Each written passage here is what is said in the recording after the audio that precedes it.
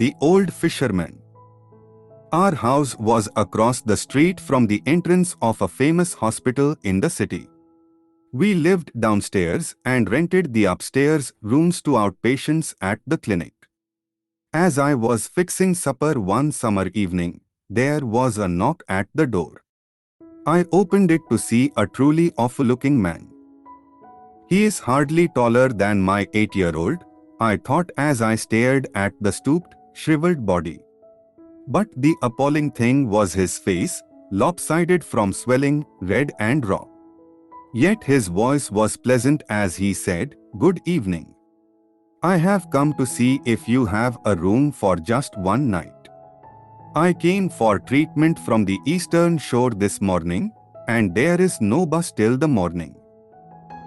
He told me he'd been hunting for a room since noon, but he had no success as no one seemed to have a room. I guess it's my face. I know it looks terrible, but my doctor says with a few more treatments. For a moment, I hesitated, but his following words convinced me I could sleep in this rocking chair on the porch. My bus leaves early in the morning. So I told him we would find him a bed but to rest on the porch. I went inside and finished getting supper. When we were ready, I asked the old man if he would join us. "No, thank you. I have plenty." And he held up a brown paper bag. When I had finished the dishes, I went out on the porch to talk with him for a few minutes. It didn't take long to see that this older man had a big heart crowded into that tiny body. He told me he fished for a living to support his daughter, her 5 children, and her husband, who was hopelessly crippled from a back injury. He didn't tell it by way of complaint. In fact, every other sentence was prefaced with thanks to God for a blessing.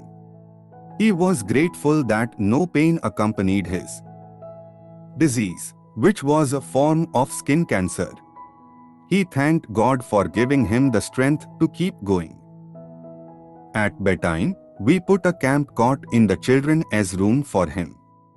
When I got up in the morning, the bed linens were neatly folded, and the little man was out on the porch.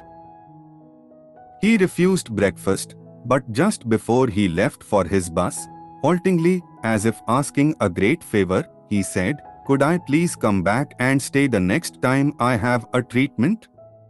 I want to put you out a bit. I can sleep fine in a chair." He paused for a moment and then added, "Your children made me feel at home. Grown-ups are bothered by my face, but children don't seem to mind." I told him he was welcome to come again. On his next trip, he arrived a little after 7 in the morning. He brought a big fish and a quart of the largest oysters I had ever seen as a gift. He said he had shucked them that morning before he left so that they'd be nice and fresh. I knew his bus left at 4 a.m., and I wondered what time he had to get up to do this for us. In the years he came to stay overnight with us, there was never a time that he did not bring us fish or oysters or vegetables from his garden.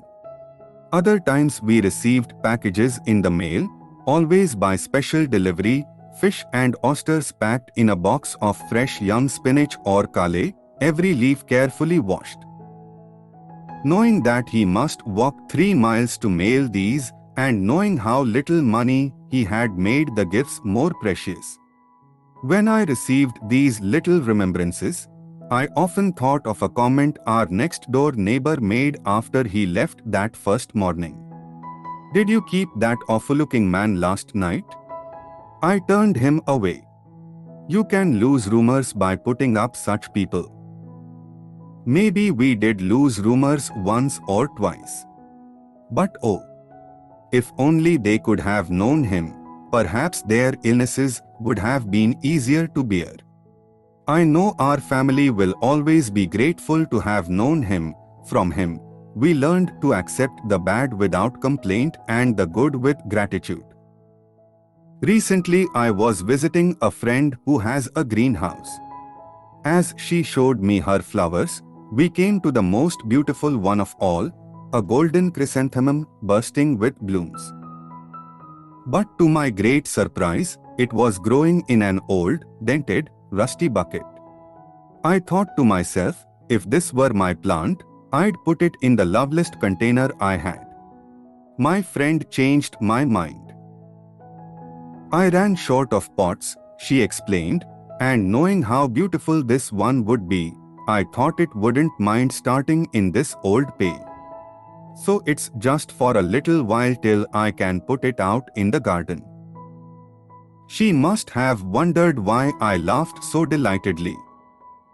But I imagined just such a scene in heaven.